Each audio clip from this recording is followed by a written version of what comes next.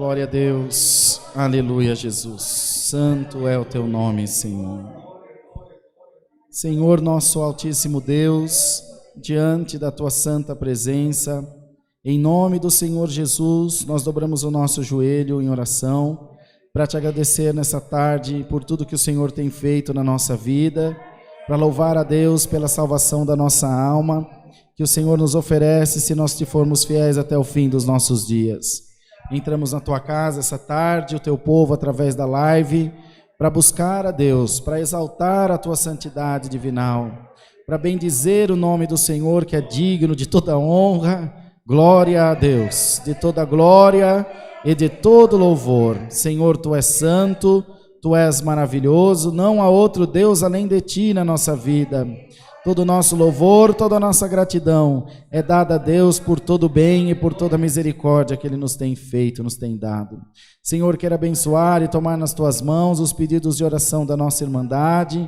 Queira Deus abençoar o teu povo na terra e fazer com que a nossa necessidade seja atendida, seja ouvida por Deus.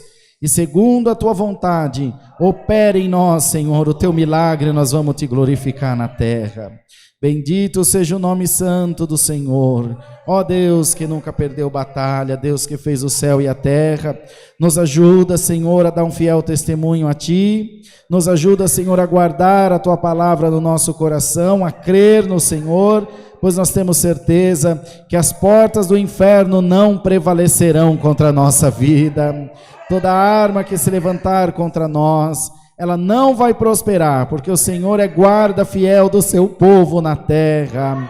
Bendito seja o teu nome, ó Deus, abençoa esse santo culto e do alto do céu manda para nós a tua santa palavra. Fala com a nossa alma, nos ensina melhor te servir nessa terra. Fala com o teu povo através da live e abençoa, Senhor, que possamos entender a tua palavra, crer na tua palavra de todo o coração, pois ela é luz para o nosso caminho e lâmpada para os nossos pés.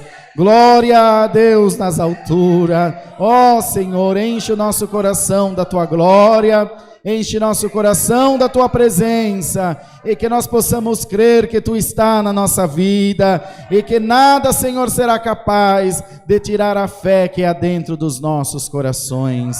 Sendo assim, Senhor, entregamos essa oração a Deus, crendo receber as tuas bênçãos, em nome do Senhor Jesus, o teu Filho, que vive para todo sempre.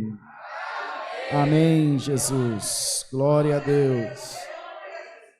Glória a Deus nas alturas. Deus seja louvado